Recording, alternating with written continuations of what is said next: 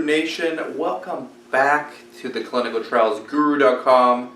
It's been a while. I feel like it's been a few days. I don't feel like it. I know it's been a few days. Absence makes the heart grow fonder. I've just been really busy, and then we had a weekend, and so lots of stuff going on. Building up the CRA Academy, building up the CRO, building up the consulting, all the sites. Lots going on. I got a lot of questions in this meantime, and I'm going to be creating videos regularly over the next couple weeks, almost daily. But anyways, a lot of the themes were about how to get started either as a CRA or as a coordinator or even as a research site, how to get experience.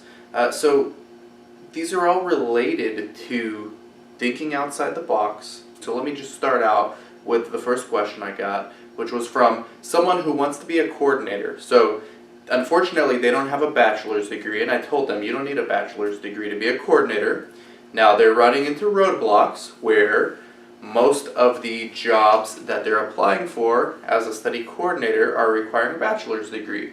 And so yes, you will find that on job boards, especially when there aren't that many jobs out there. I mean, you can argue this all you want, but it seems like we're still in a recession.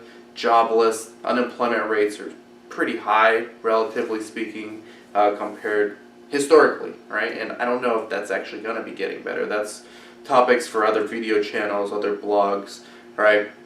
So when a company posts on a job board, typically they're paying to put their ad on there, right? It's not free. So of course they want the best candidates to apply. They don't want to waste their time. So they're going to put must have a bachelor's degree. I can tell you I've hired numerous coordinators who did not have bachelor's degrees, okay? Now, typically you cannot be a CRA if you don't have at least a bachelor's degree. But to be a study coordinator, you can. Now, if you're hitting roadblocks because you're going online and all the job postings say must have a bachelor's degree, obviously that route's not going to go for you. It's not going to work well for you. So what do? Oh, I don't know. How about go door knock at research clinics in your area? There's Google. You may have heard of it. It's a big website.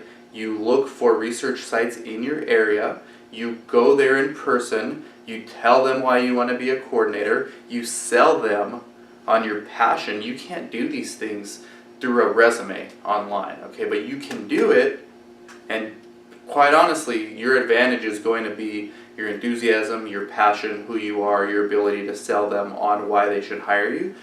Your resume probably doesn't look good on paper, and so you actually should be there to get in front of them, all right? Now, that's the first thing. Now, even better thing to do, every research site needs help recruiting patients. Some may be doing much better than others, but no research clinic is going to turn down a qualified candidate for a study. And then you can find out what studies they're doing, all right? This is public information. Then you can put Craigslist ads out there. This is actually a great hustle for anyone, even if you're not trying to be a coordinator. Let's say you do have a bachelor's degree and you're trying to be a CRA, and you realize that one of the routes to being a CRA is to get hired as a study coordinator, work for 2 or 3 years, and then go on and apply to be a CRA. And by the way, you can do that without my CRA Academy. As much as I would love to get you in, you can do this without my Academy, right? My Academy helps people, we help expedite this entire process, but you can do this without me, all right? I'm not here to sell you on anything. So this strategy I'm about to tell you, which you will not find anywhere else on the internet, can work whether you're someone who wants to be a study coordinator that doesn't have a bachelor's degree, someone that wants to be a CRA that does have a bachelor's degree but is not getting their foot in the door even as a study coordinator. It could work, number 3, as just a side hustle, a side business for someone who wants to test the waters and learn more about clinical research. Maybe you want to start your own site and you just want to get a gauge on the market in your community and start networking with people. This strategy here, okay? Every clinic, every research site in the history of the universe needs patience, right? Some do a better job than others, but they all need patience. You can post Craigslist ads for the research sites, right? You'll know which sites are in your area because you have Google. You'll know which studies they're working on, more or less, because number one, sometimes they tell it to you on their website. We are recruiting for Alzheimer's studies, diabetes studies, asthma studies, hypertension studies. If they don't, you can find that on clinicaltrials.gov. You can post ads, generic ads. You don't need IRB approval to post generic ads on Craigslist stating, my name is such and such. You don't do the ad for the clinic. You do the ad for yourself. My name is such and such. I'm a patient recruiter. I'm a study participant recruiter. I work with numerous research clinics in the area. These are the studies I'm conducting. Craigslist is free. You do this over and over and over again. If you really want to get ambitious and make money, you do this in every market in the United States. But if you just want to get your foot in the door somewhere, you do it for your local area where the sites are at. Once you get leads, you call those sites, or even better, for you who wanted to be a study coordinator but don't have a bachelor's degree, you get their pre-screening information over the phone. You just get their basics, name, number, address, what meds they're on, what their diagnosis is. You take that to the research clinic. You say, hey, I've got plenty more of these patients. I'm a patient recruiter. I would like to work with your site, and you only pay me when a patient randomizes. And then this is where you could get into negotiating how much you charge, anywhere from $300 to $900 per randomized patients, depending on the study. Okay, so you tell that site, hey, and you can talk to the site director, study coordinator, whoever's there.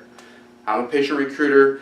After a while of doing this, you're bringing in, you have to provide value. And here's the thing, here's why most people, 99% of people watching this will never do this, because it's a lot of work with no guaranteed returns. That's just the reality of the situation. But I'm telling you, it can work, and if you find these patients, you can send them to your clinics in your region, in your area. And if the first one doesn't work out, let's say the first clinic's not interested in working with you, even if you have patients, there's other clinics there, okay? The opportunities are endless. You can get your foot in the door. Eventually, you start providing more and more value for them. You can talk to the site director about possibly hiring you as a research assistant, then eventually as a coordinator, and you can tell them, hey, rather than paying me for every randomized subject, why don't you just hire me? And in addition to recruiting, I'll also do all the study coordinating stuff, so you can kill two birds with one stone. That's what I would do if I were in your situation. Someone who wants to be a study coordinator without a bachelor's degree, that's what I would do if I were in your situation. That's what I would do if I were in your situation. If you're a CRA, or you want to be a CRA, and you have a bachelor's degree, but no one's hiring you to be a study coordinator, I would do this. Or if I'm an entrepreneur that wants to make some money on the side and learn the process and network with people on how to build a research clinic, I would do this as well. So there's just not enough outside the box thinking, there's not enough hustling going on. Yeah, you can apply online and the average actions get average results, but I know 99% of you won't do it. So for those of you that do, let me know how this works. Dan at theclinicaltrialsguru.com. If you want to send me these patients for my sites, I'm working on Alzheimer's studies now in the Orange County and the Inland Empire area. Just an FYI out there for anyone willing to try this out with me, right? Dan from theclinicaltrialsguru.com. Thank you very much, Guru Nation. Take care.